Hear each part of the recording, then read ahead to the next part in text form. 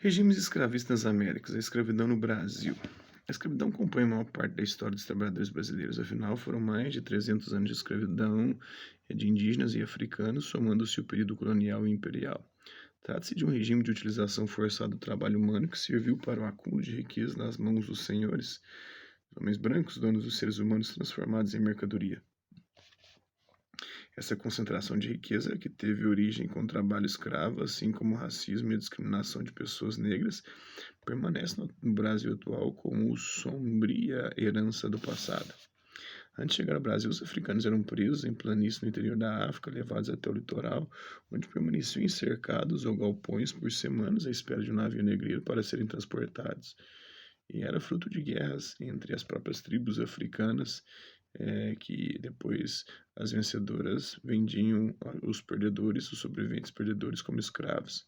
Ao embarcar, eram jogados no porão com mais de 300 ou 500 pessoas, assim confinadas, iniciavam a travessia do Oceano Atlântico, que durava de um mês a 50 dias. Muitos morriam durante essa sofrível travessia. No litoral brasileiro, os cativos eram desembarcados e vendidos aos fazendeiros que os haviam encomendado. Havia tráfico também no interior do território, pois os escravizados eram deslocados do campo para as cidades das regiões açucareiras do Nordeste do Brasil, para as áreas de mineração do Centro-Oeste e mais tarde para as lavouras de café do Sudeste. Em cada região de trabalho, o uso de castigos físicos sistemáticos era o principal mecanismo de controle e disciplinamento dessas milhares de pessoas. Durante os séculos XVI, XVII, XVIII e XIX, uma vez desembarcados, vendidos e distribuídos, os africanos escravizados eram utilizados nos latifúndios de cana-de-açúcar e nas plantações de café, na mineração de ouro e diamantes e no trabalho doméstico na casa dos senhores. Os escravizados que desempenhavam tarefas domésticas para seus donos tinham as áreas de serviço delimitadas em relação aos ambientes domésticos dos proprietários, ou seja, as áreas sociais e de serviço, separação que existe até hoje nos elevadores de edifícios de classes média e alta no Brasil. Para o trabalho nas plantações dos latifúndios, nos engenhos de açúcar e nas minas, era necessária uma grande quantidade de trabalhadores escravizados.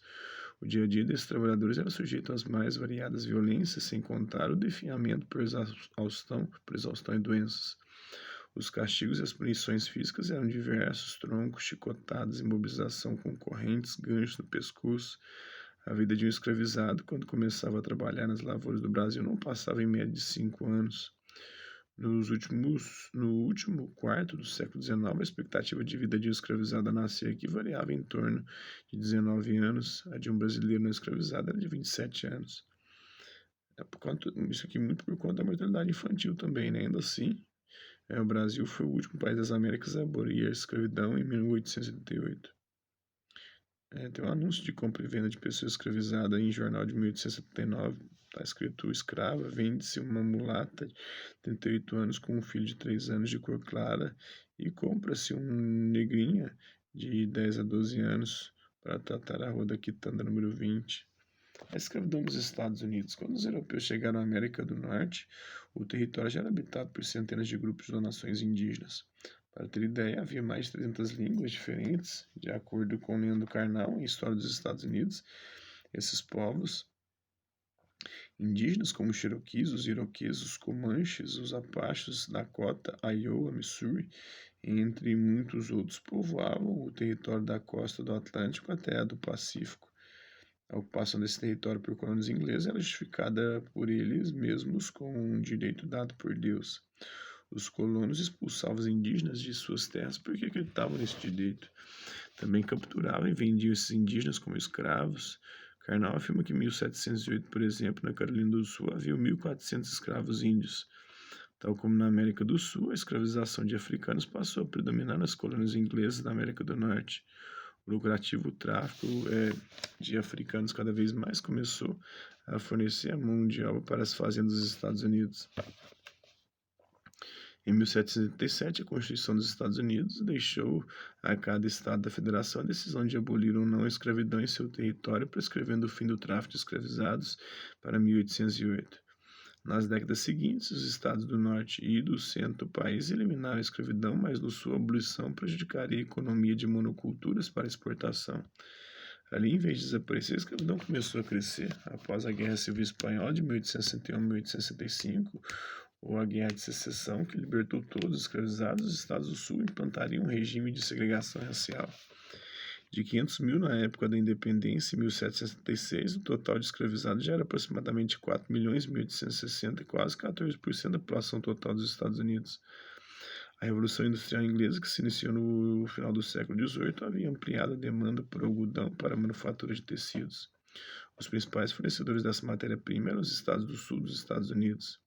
Houve várias formas de resistência por parte dos escravizados, como sabotagem do trabalho, fugas e incêndios provocados nas fazendas, assassinatos e insurreições. Assim, o temor da reação dos negros acabou se convertendo em novo motivo para manter a situação exatamente como estava. A mentalidade escravista acabou sendo acolhida também pelas pessoas brancas pobres do Sul. Elas defendiam a manutenção da escravidão porque a cor da pele era a única coisa que as fazia ter direitos melhores que os dos negros. Tem um livro, História dos Estados Unidos das Origens ao século XXI, do Leandro Carnal, né? Ele que é um especialista em Estados Unidos. Pessoas escravizadas em plantação de algodão em Savannah, na Geórgia, nos Estados Unidos, de 1860. Negros, né? O filme 12 anos de escravidão é uma adaptação da autobiografia de Solomon Northup, negro livre nascido no estado de Nova York, que foi sequestrado em 1841 e vendido como escravo. Nessa condição, ele trabalhou em plantações no estado da Louisiana por 12 anos antes da sua libertação. Então, tem a segregação também racial nos Estados Unidos. O apartheid estadunidense consistiu em um conjunto de leis que implementavam a segregação racial no país. Os negros dos Estados do Sul não podiam votar, estudar ou ter quaisquer condições igualitárias com os brancos. Havia segregação em escolas, bibliotecas, parques públicos, banheiros, transporte público, restaurantes, restando sempre os piores lugares aos negros. Quem ousasse questionar a situação era preso ou até mesmo morto. Essas leis só foram completamente eliminadas em 1968, após vários anos de mobilização pelos direitos civis que custaram a vida de líderes como Martin Luther King e o Malcolm X. A mobilização trouxe visibilidade a movimentos de resistência como os Panteras Negras. Então é isso aí. Espero que vocês tenham gostado do vídeo. Quem curtiu, dá um like, não curtiu, dá um dislike. Hasta la vista, babies, até a próxima.